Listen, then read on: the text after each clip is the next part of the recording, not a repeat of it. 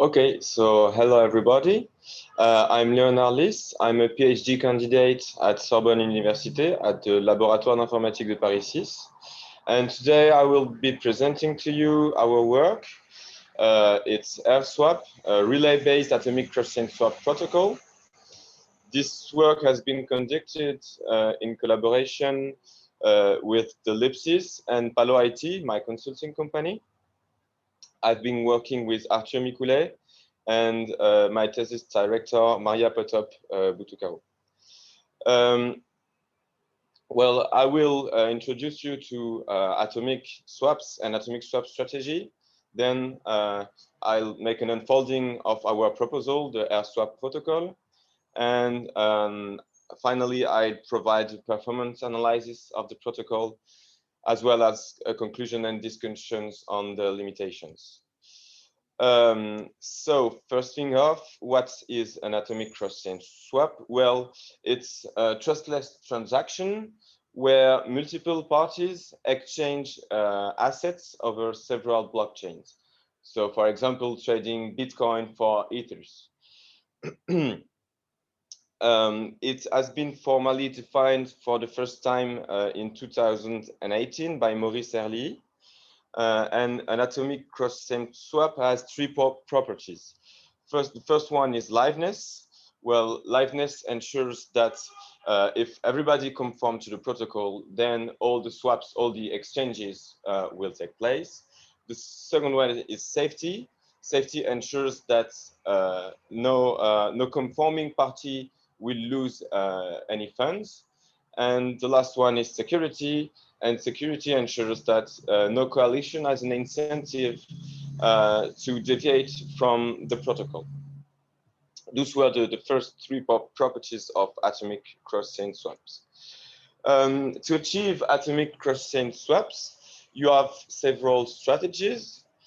There are three main strategies. So centralized escrows, hash time locking, and sidechain/relays. The first one, centralized escrows, is, as of today, the most used strategy. Exchanging cryptocurrency across chain is today the use case that generates the most volume and the most money on the cryptocurrency industry. But we don't have the technology yet to exchange between several blockchains, because blockchains are self-contained environments that have little access to the outside world and to outside data. So the most used strategy as of today are centralized escrows. An example of centralized escrows are exchange platforms. With exchange platform, you deposit all your funds inside the platform wallet. And when you wish to exchange your funds for some other cryptocurrency, the exchange platform will act as a third party and will handle the swap.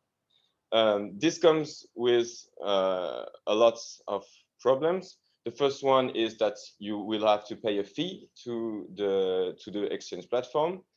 You also have security issues, because a wallet that stores cryptocurrency of thousands of customers is obviously target for attackers.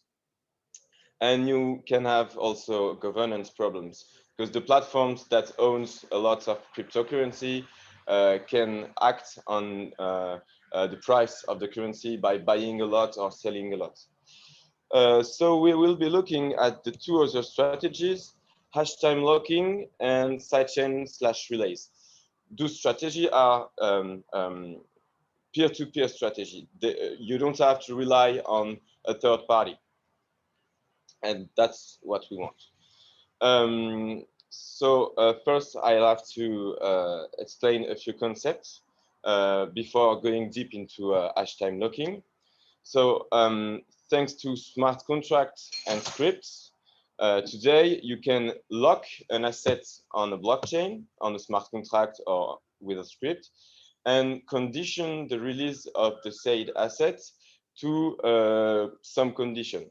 You can have time locking, which is locking with a time condition. So you lock your asset and you say, let's say, you will be able to unlock it after a number of blocks or a period of time. You have hash locking. With this type of locking, the condition to unlock the assets is the revelation of a pre-image of a hash. And finally, you have hash time locking, which consists in locking an asset in two manners, both time locking and hash locking. Basically, you have hash time locked contracts, which are contracts where you locked an asset. And to unlock an asset, there are two ways of doing it. You have two unlocking possibilities. The first one is to release it through the revelation of a hash pre-image. And the second one is a time locking condition. So let's say Alice wants to set an HTLC. She will set herself as the initiator, Bob as the receiver. She will set an amount, and she will provide a hashed secret, as well as a locking a point in time until which the asset will be locked. To unlock these assets, there's two possibilities. Alice can unlock the asset once the time lock is expired, or Bob can unlock the asset if he is able to provide the secret from which the hash was calculated. The thing is, for the moment, Bob does not know the secret because Alice has generated the secret and generated the hash of the secret. but since Bob can pass the blockchain, he is able to he's able to retrieve Alice's transaction and retrieve the. May I ask a question? Yes. You said before. Yeah. You said that Alice need to wait a time before unlock. Before she's able to unlock, yes, she needs to wait. But B, there is no time constraint for B. No, there's no time. Yeah, yes, that's So that's a crucial point. If Alice knows the secret, she can unlock also. No, she can't. She can't because she can unlock only once the time lock is expired. So the system makes the difference between Yes. Alice and Bob. Yes. The systems makes the difference between Alice and Bob. Bob can unlock the assets only by providing the secret. And the only way for Alice to unlock the assets is to wait for the period of time to expire. Yeah. Is this arbitrary, or is it like a property of this kind of hash time lock? It's a property of the hash time lock contract, and it will serve atomic swap. I'll explain the process. So Alice is in the blockchain A. She has some assets of blockchain A. Bob is on blockchain B. He has assets of blockchain B, and they are willing to exchange their assets in a peer-to-peer manner. So Alice creates a random secret S. She keeps it for herself, and she hashes. She computes the hash, and she will set an hash time lock contract on the blockchain A. Once she has done that, she can send the she sets Bob as the receiver. She sets an amount, etc.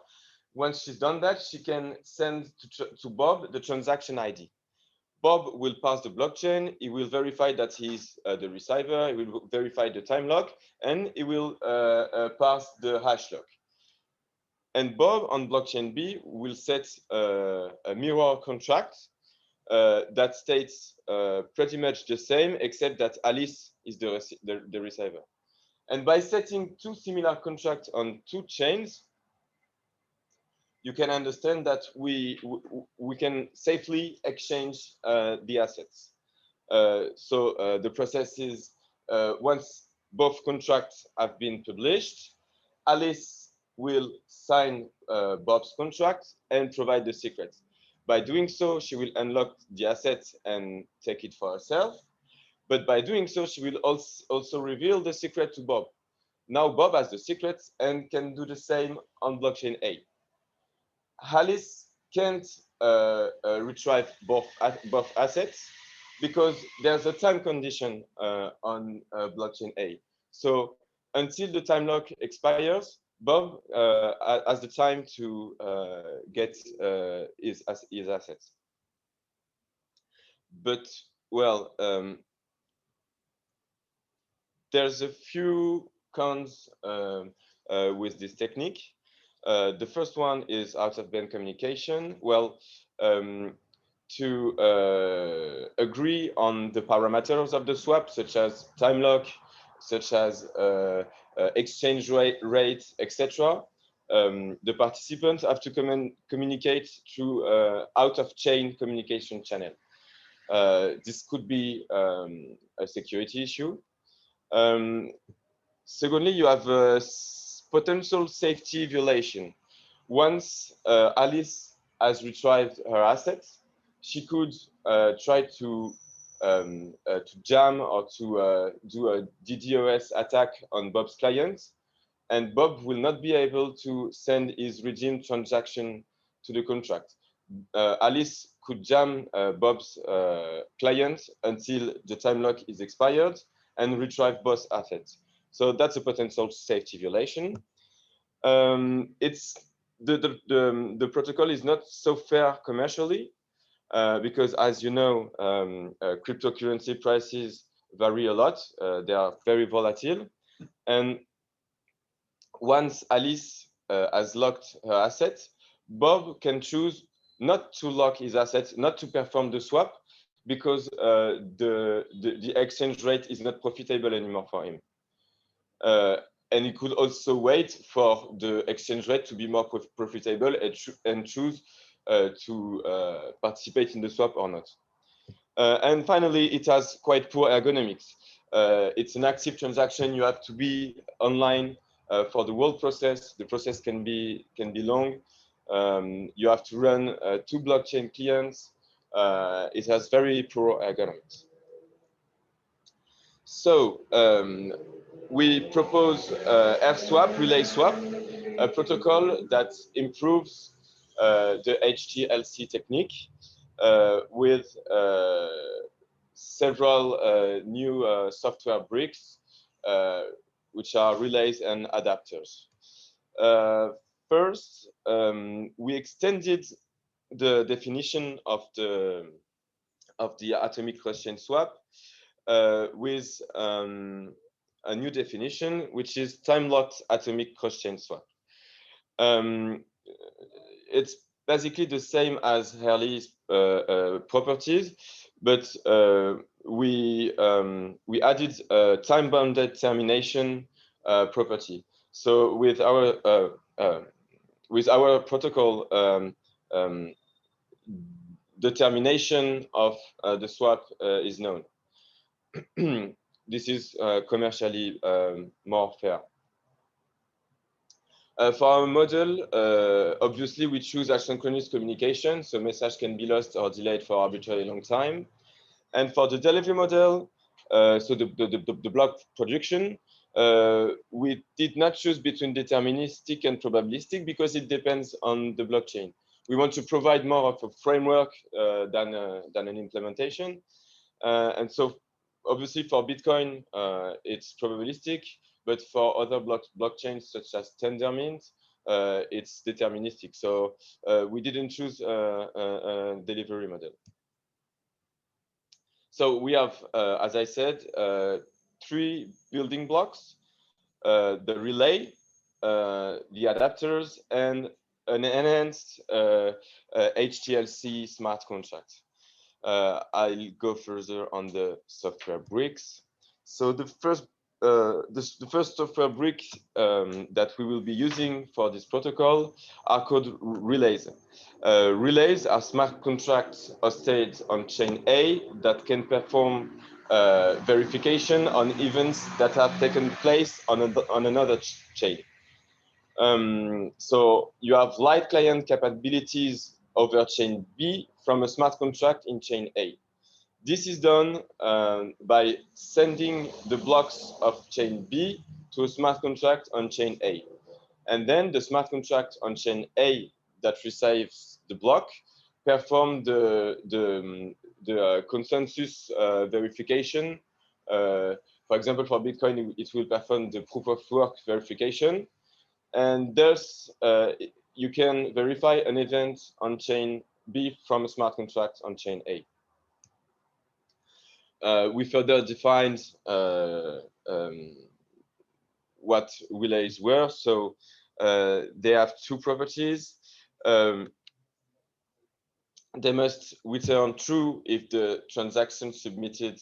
So yeah, what you want to do with the relay is verify a transaction. So you send to the relay the ID or the hash of a transaction of chain B, and you are on chain A, and it will check if this transaction is actually valid.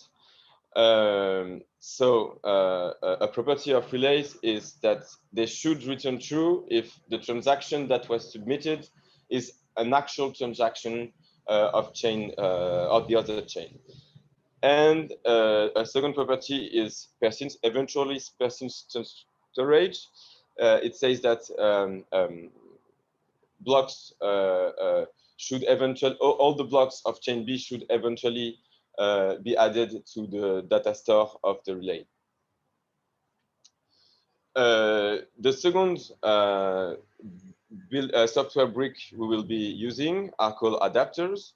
Adapters can be seen as multitask clients. It's a client that is able to send a transaction on several chains, but it's also able to automate certain tasks, such as generating a secret and keeping it and executing transactions. As of today, adapters are not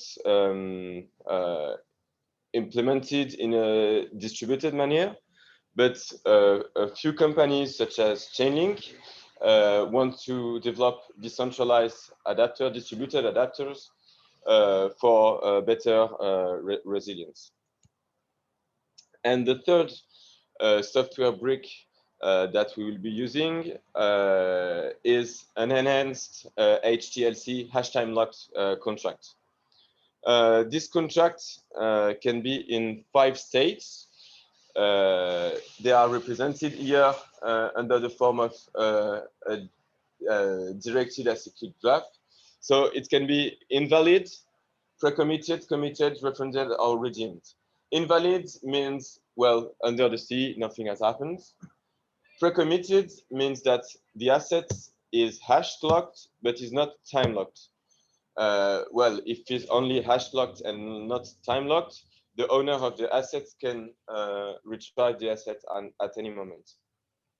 Then we have the committed state. In committed state, the asset is both hash locked and time locked. And the final states are redeemed and refunded. Redeemed is when the asset has been unlocked with the hash locking, and refunded is when the asset has been refunded with unlocked with the time locking. Yes. So yeah, this is an unfolding of how the swap takes place. We'll get back to this picture. I'll show you more precisely each step. So when Alice and Bob wants to execute a swap, the first thing that Alice will do is request to an adapter to pre-commit. The adapter will generate the random secret S and compute its hash H. And once this is done, the adapter will call pre-commit on SC1. SC1 is the HTLC contract on chain A. It's the smart contract. The smart contract will pre-commit, and at this point, the asset is locked on the smart contract, and it's only hash locked. It's not time locked yet. So Alice can retrieve her asset at any moment. Then once Alice has locked her assets, I don't know if you can see it, Bob will pass the blockchain, find the transaction, and request to his adapter to pre-commit. He requests to his adapter. The adapter hosts to the smart contract SC2, which is the smart contract on the other chain, to pre-commit. Exactly like Alice, at this point, Bob's asset is only hash locked, is not time locked yet. But the difference is that Bob does not know the secret S. It does this, and the smart contract will return the transaction hash to the adapter. Once this is done, Bob's adapter will request Alice to commit. So requesting a commit is requesting that Alice set Bob as the receiver and set a time lock value. But how the smart contract, Alice's smart contract, can be sure that Bob has effectively locked some assets for Alice? This is done thanks to relays. So prior to committing, the Alice's smart contract SC1 will verify that Bob's pre-commit transaction was effective. The transaction containing Bob's pre-commit has been provided to the smart contract SC1, and it transmits this transaction to the relay and asks if this transaction is an actual transaction of blockchain B. If so, well, everything is okay for Alice's contract to commit, and she commits. Once she has committed, she sends back, Alice's adapter sends back the transaction to the other smart contract. The smart contracts perform the same verification with the other relay, and finally commits. And at this point, both assets are locked on both chain. They have both a hash condition, which is the same hash condition, and a time condition. Then a daemon job is run, and basically Alice's adapter is waiting, Bob's adapter is waiting for Alice to reveal the secret, and Alice's adapter is waiting for Bob to lock his asset. They periodically check if this is done and unlock the fund as soon as they can. Same thing, etc. So yeah, here is the unfolding of how all the protocol works. So we get cross-chain communication is the challenging problem, but we kind of we find the solution to this problem by using relays. Relays allow cross-chain communication in the sense that you are able to verify events that have taken place on another chain. So this is how we overcome this problem. The second thing that we improved is that with the simple HTLC protocol, both participants had to perform difficult tasks. They had to perform auditing tasks on the smart contracts and the blockchain. Now with adapter and relays, those stages have been automatized, and you no longer have to stay online during the World Protocol. We provided a performance analysis of our protocol. So first, we defined the swap latency. We defined the swap latency as the time difference between the moment the first asset is locked and the moment the last asset is unlocked.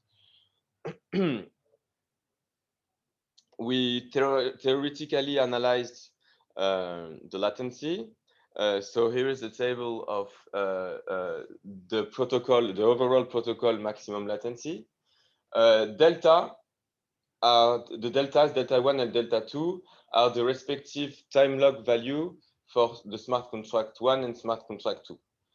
And the lambdas are the respective upper bound on transaction validation time. So theoretically, those are the value we obtain. And we use real-world values for a few blockchain. So the first figure is between Bitcoin and Ethereum. As you can see, the overall maximum latency can be quite long. This translates to about 3 hours. But you have to keep in mind that this is a maximum latency. If the swap is conducted in a good manner, it can be shorter than that. And the second table presents the swap latency between Ethereum and Tendermint.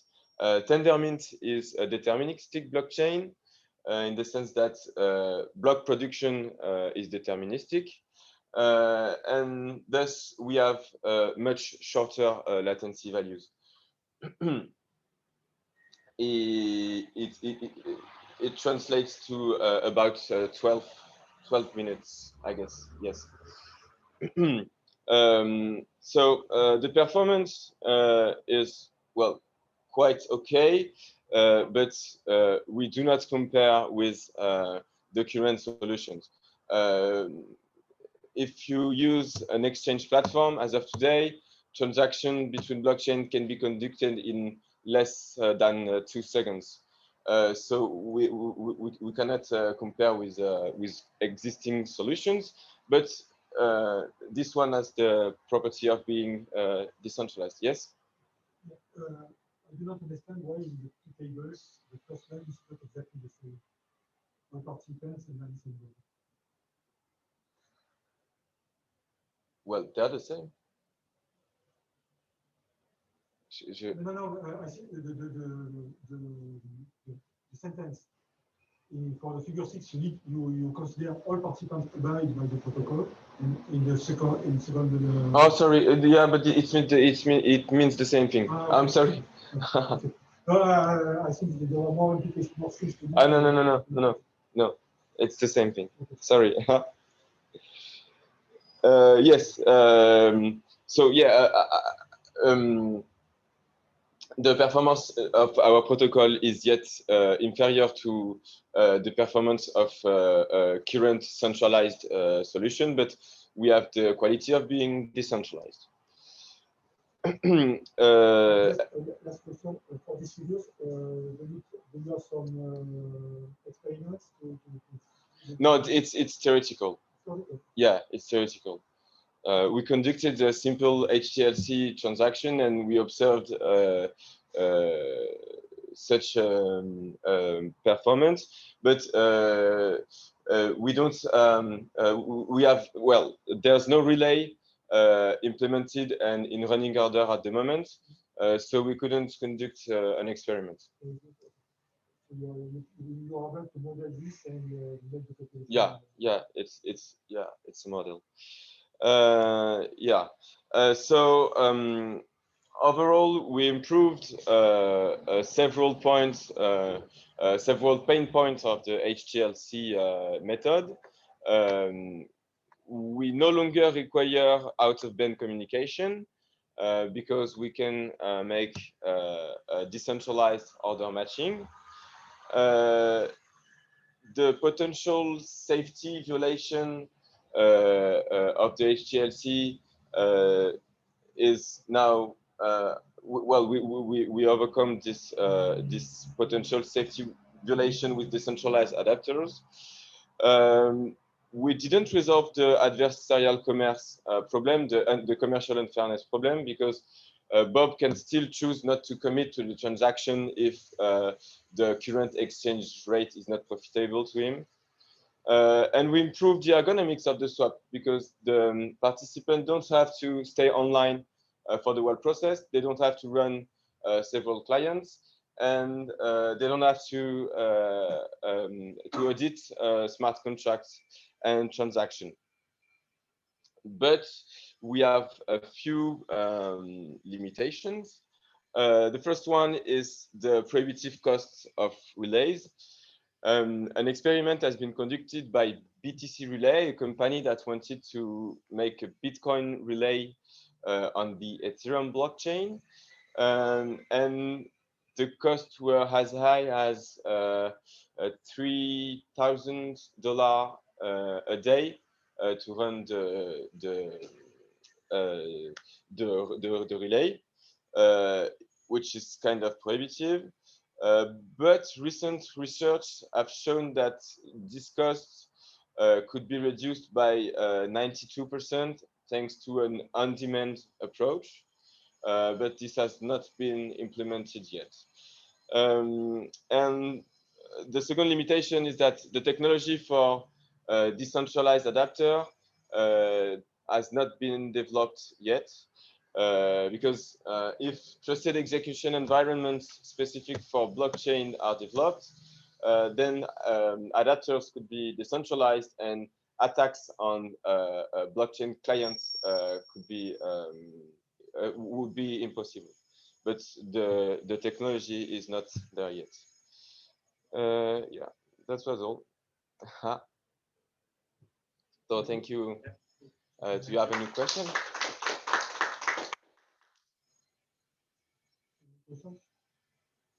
Maybe on the chat.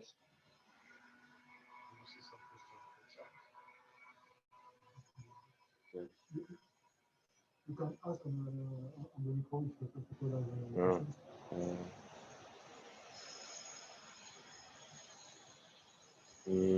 J'appelle le chat. You can ask also there's a question from Sebastian Pixel. Yes.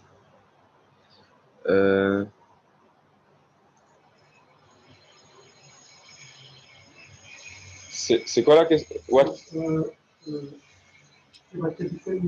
Any attempt to propose such protocols with formal methods?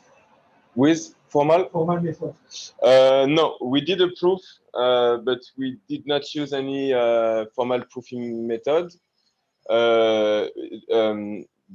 We did a proof of correctness, but handy proof of correctness.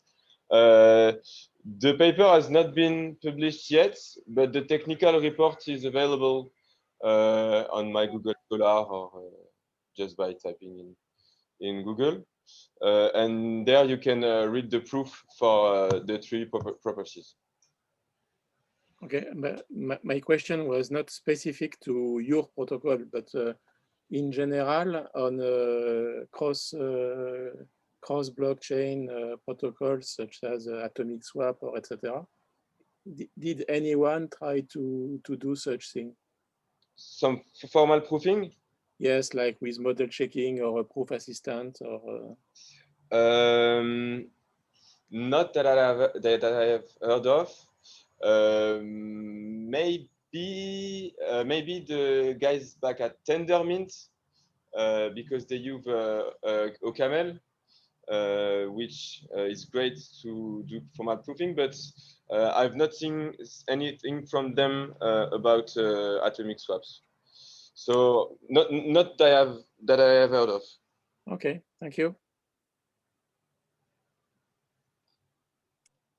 I've got a small question. Yes. In your performance evaluation, if I remember the number, what you did was you took delay numbers from blockchain, etc., and you just applied the formula. And I'm okay with that, but just out of curiosity, did you try the real stuff, like a real implementation? Yes, yeah, sure. We have implementation of HDLC.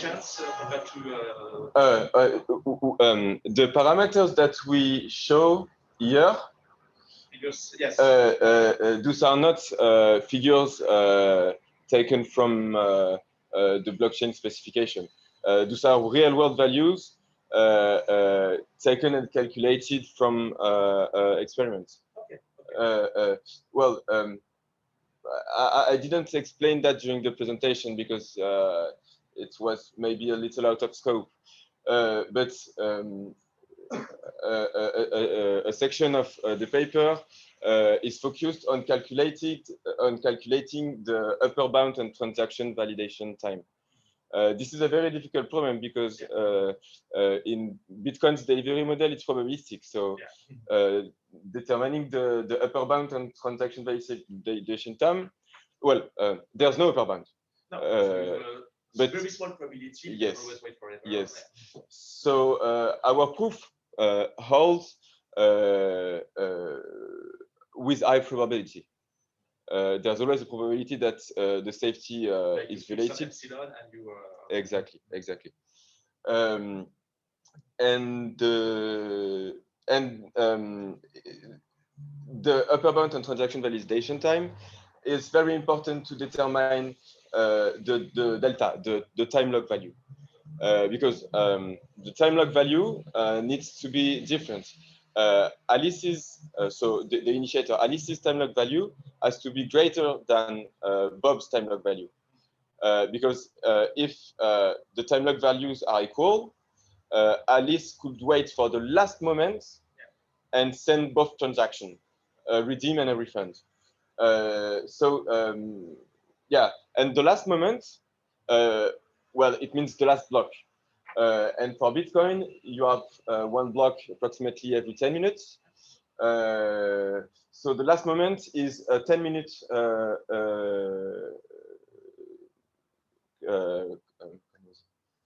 interval. And she can use some methods to be sure that her transaction will arrive first. She can increase the gas fees. She can jam Bob's client, etc., etc., etc. So choosing the time log value is a big focus in our paper. And it was calculated for safety based on real world values. Yeah.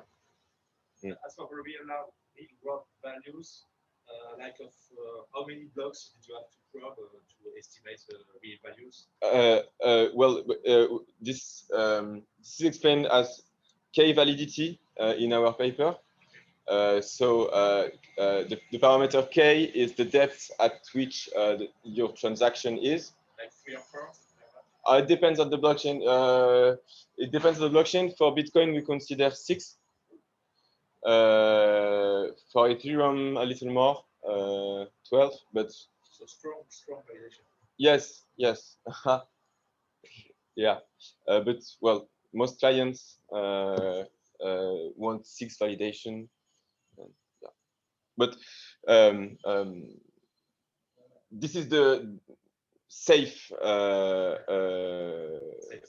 Yeah,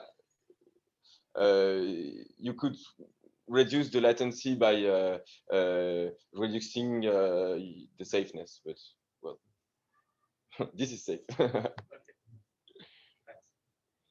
Okay. Any more questions? No. Okay. Thank you again. Absolutely. Merci.